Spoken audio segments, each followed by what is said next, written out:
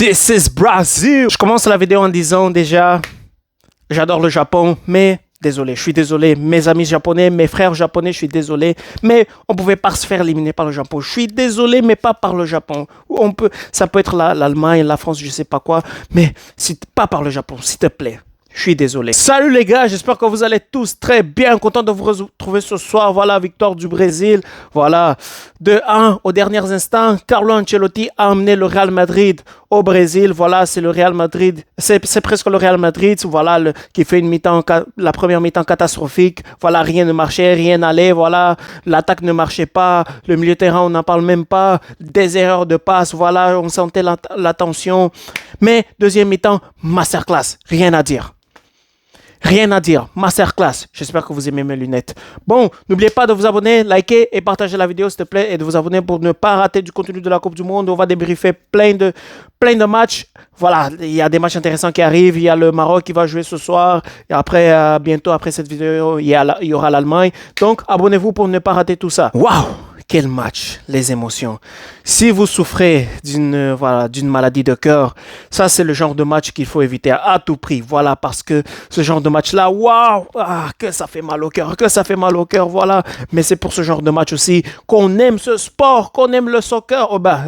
Le football, ça s'appelle le football, mes amis. Donc le Brésil, pour moi, qui commence en vrai bien. Bon, je vais pas dire très bien, mais voilà, qui commence bien, qui s'installe dans le camp du Japon, voilà, qui a le ballon et d'ailleurs, c'était déjà le plan du Japon. Voilà, laisser la balle au Brésil, voilà, qu'il puisse attaquer en contre-attaque, voilà, profiter des erreurs. Et c'est justement comme ça, voilà, que le Japon a fait son but, voilà, une erreur de passe de Danilo, le latéral droit du Brésil, voilà, une erreur de passe au milieu de terrain, voilà, Kaishu Sano, voilà, qui avance au milieu de terrain et Casemiro ne peut pas faire la faute parce que, voilà, il avait déjà un jaune, voilà, s'il fait une faute là-bas, ça serait un deuxième jaune, puis expulsion, et voilà, on allait jouer à 10. Alors, donc, c'était, voilà, la meilleure décision à prendre. Et voilà, un but, voilà, il y avait presque rien à faire, Alisson, il y avait presque rien à faire, en tout cas, dans cette situation-là. Voilà, but 1-0 pour le Japon. À ce moment-là, j'étais déjà frustré. Voilà, je m'étais en train de dire, les gars, s'il te plaît, pas par le Japon. Encore une fois, je vous adore, Japon, mais pas par le Japon, s'il te plaît. Et donc, voilà, à ce moment-là, j'étais vraiment très frustré. Voilà. Contre Casemiro, voilà, j'étais en train d'insulter Casemiro, tout le monde, voilà, je sais pas, Casemiro sort, il doit sortir à la mi-temps, Ancelotti fait quelque chose, fait des changements à la mi-temps, c'est obligatoire et tout, mais voilà. Carlo, pardon, c'est moi le con, je suis désolé, c'est pour ça que moi, je suis juste un YouTuber, un Twitter, voilà, je fais juste des tweets, moi, je suis juste ça, parce que c'est toi c'est toi qui connais le football, moi, je connais rien, moi, je suis con. Ok, moi je suis con, c'est moi le con, je suis désolé. Alors on est tous surpris à la mi-temps que voilà, Ancelotti a décidé de laisser Casemiro pour la deuxième mi-temps, voilà, et tout le monde était frustré déjà parce qu'on voulait que Casemiro sorte, mais il fait un changement, Lucas Paqueta pour Endrick, d'ailleurs parce que je pense que Paqueta a senti quelque chose dans ses ischio-jambiers et voilà, c'est pour ça qu'il est sorti, voilà, Endrick rentre à sa place parce qu'il s'est blessé et donc, deuxième mi-temps, presque rien à dire. Masterclass. Le Brésil qui commence bien. Voilà. S'installe dans le camp du Japon. Commence à se créer des occasions. Voilà. Ils insistent. Voilà. Il y avait même à un moment donné, voilà, une tête de Casemiro. Voilà, qu'il fait une tête. Voilà. La balle va en direction des cages. Voilà. À ce moment-là, je sais pas pour vous, mais de la vision du stade, de la vision de la caméra, je pensais que c'est rentré dans les cages. Moi, j'étais en train de crier déjà avec ma famille et tout, mais voilà, c'était pas dans les cages. On s'est retourné, on a vu que l'action continuait, il y avait contre-attaque pour le Japon. Moi, je me suis dit, non, pas possible. Je sais pas pour vous, mais voilà, c'était drôle quand même pour moi. Ensuite, le Brésil a insisté.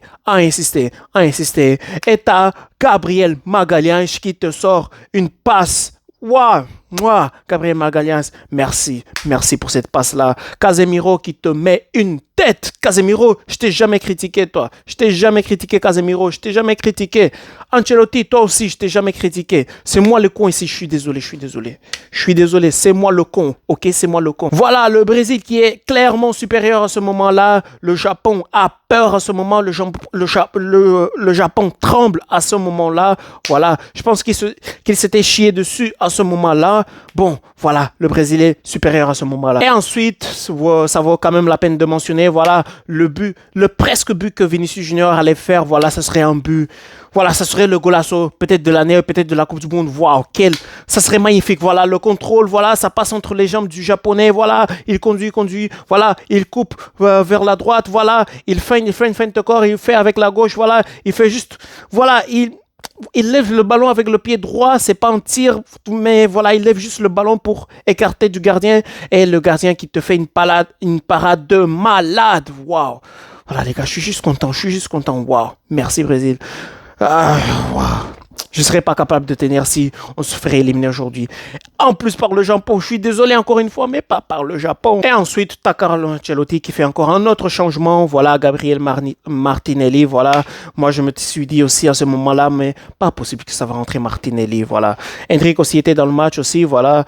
C'était un peu, un peu moyen. On n'a pas vu quand même aussi beaucoup Hendrick parce que voilà, le Japon était tous derrière. Il y avait quand même à un moment donné 5, voire même des fois 6 hommes en arrière. Voilà. Alors c'était compliqué de trouver des espaces. Voilà, c'est pas le genre de match pour Hendrick, mais voilà, il a fait ce qu'il pouvait. Voilà, des actions des fois qui passaient, mais voilà, on n'a pas vu beaucoup et c'est normal. Et les gars, c'est le moment de parler de Bruno Guimaraes. Match de patron.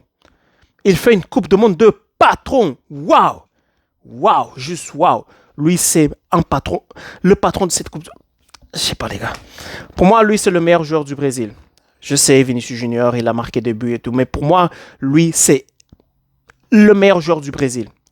Je l'ai dit. Je l'ai dit et c'est dit. Pour moi, Bruno Guimaraes, c'est le meilleur joueur du Brésil à ce moment-là, décisif, presque à tous les matchs. Voilà, 4 assists dans cette compétition déjà. C'est le top assist man de cette compétition. Waouh, match de patron. Douglas Santos aussi, voilà.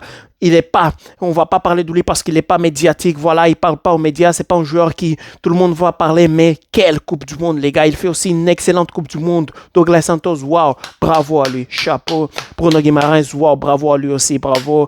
Les gars, merci beaucoup.